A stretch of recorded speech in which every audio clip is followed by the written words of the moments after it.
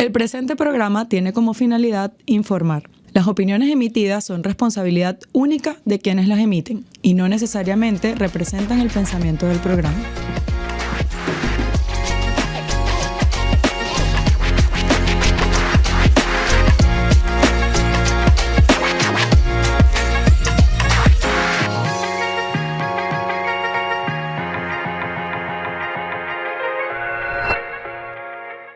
Este programa es presentado por Laboratorio IDULAB, Laboratorio Clínico La Viña, Laboratorio Vitalab.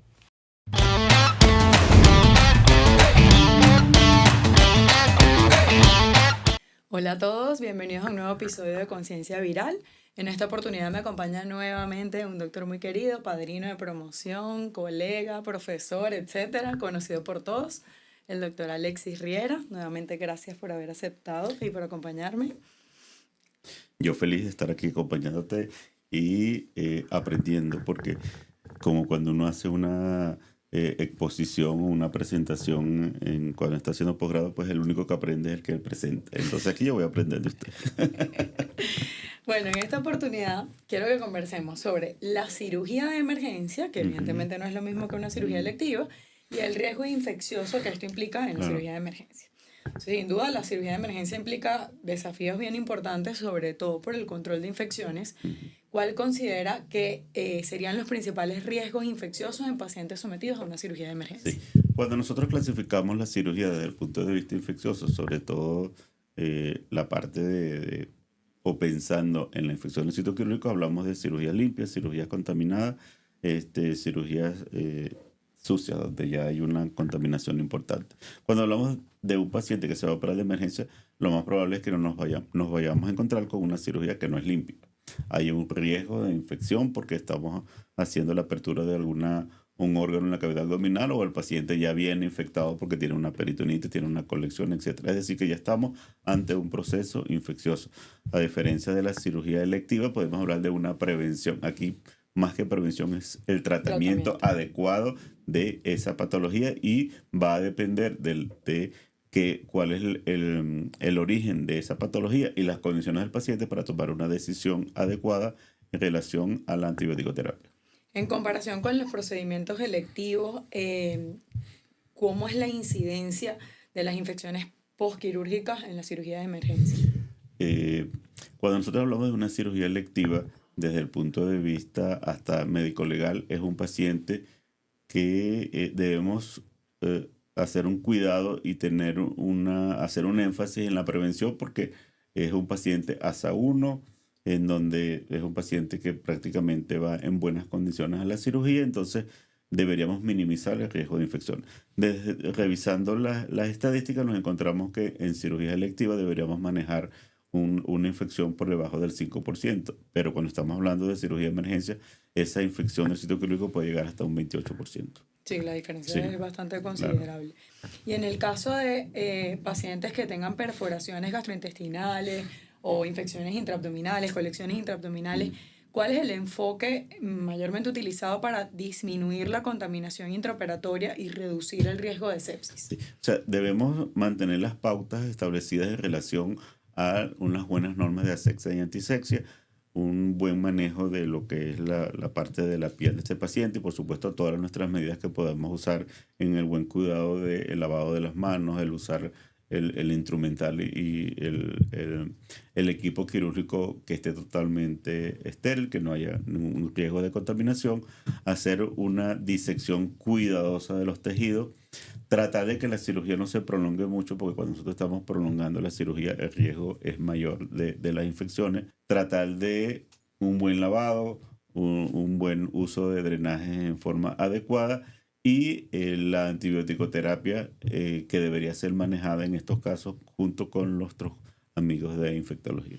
Eso que decía es bien importante, porque ya aquí no se toma en cuenta una profilaxis, ya aquí es un tratamiento. Entonces, en función a eso, ya aquí no tenemos una profilaxis en esta cirugía de emergencia, sino una terapéutica, que si bien es cierto, se puede utilizar e iniciarla en el momento de la intervención quirúrgica.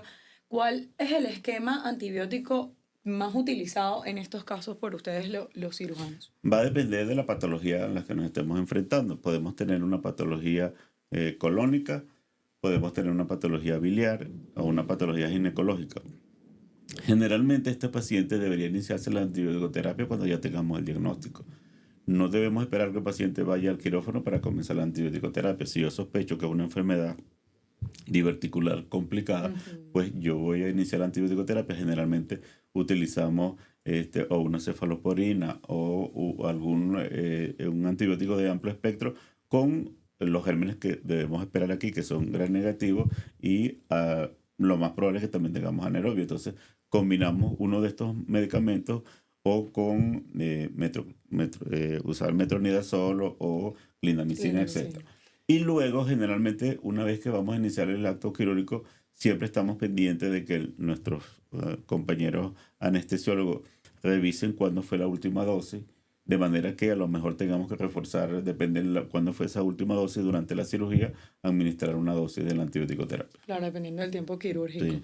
Sí, de hecho aquí también toma peso eso, el probable microorganismo que Sí. tengamos implicado y también saber, bueno, si el paciente recibió o no antibióticos previos, pero aquí también tiene un peso importante si el paciente está o no con criterios de sepsis. Claro, claro. Porque si bien es cierto una cirugía de emergencia que está comprometiendo Sí. probablemente su vida, hay que ver si ese proceso infeccioso está llevando o no a ese paciente a que esté en una sepsis Claro, actual. o sea, nosotros debemos hacerlo inclusive en el preoperatorio, o podemos hacer un quick SOFA o hacer Exacto. un diagnóstico completo de sepsis, y por supuesto ahí debemos pensar en el manejo postoperatorio de ese paciente, porque probablemente ese paciente, si ya está con un cuadro de sepsis establecida, vaya a meritar terapia intensiva. Exacto. Eso es lo que le iba a comentar, que esos pacientes Sí. críticos Ujú. obviamente son más vulnerables a infecciones nosocomiales, Claro. como mencionó en alguna oportunidad, incluso hasta infecciones relacionadas Sí, a la a intubación. la ventilación Exactamente. mecánica. Sí.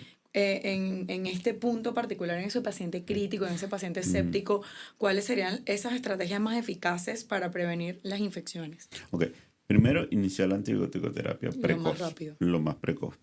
Debemos tener, aunque nosotros hayamos iniciado una antibiótico-terapia empírica, es importante tomar las muestras de cultivo durante la cirugía para pues confirmar exactamente no solo el germen, sino la resistencia ante que nos estamos enfrentando.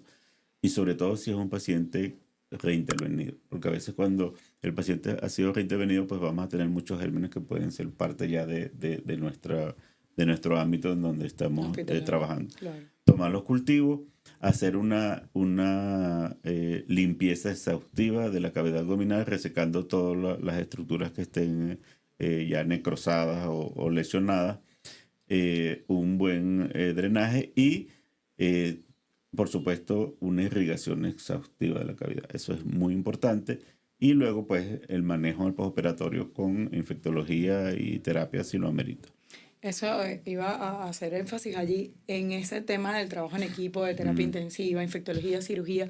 Me imagino que ya ha notado tanto en ámbito hospitalario como en clínicas Sí. privadas la resistencia de los antibióticos, Sí. incluso en estos pacientes que se usan antibióticos de amplio espectro. Claro. Y eso es un llamado de atención para todos los colegas, para los médicos que están graduándose en este momento, que no usemos antibióticos de amplio espectro a ciegas a veces, solo si el caso lo amerita, como acaba de mencionar, si el paciente está séptico, hacer la antibiótico-terapia lo más pronto posible para tratar de disminuir un poco esta resistencia antimicrobiana que estamos observando y que, bueno, en cirugía de emergencia, asumo pasar. también lo ha observado. Claro que sí.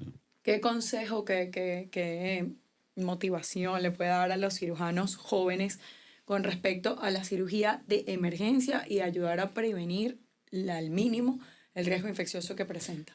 Dos cosas importantes. Hacer un diagnóstico precoz.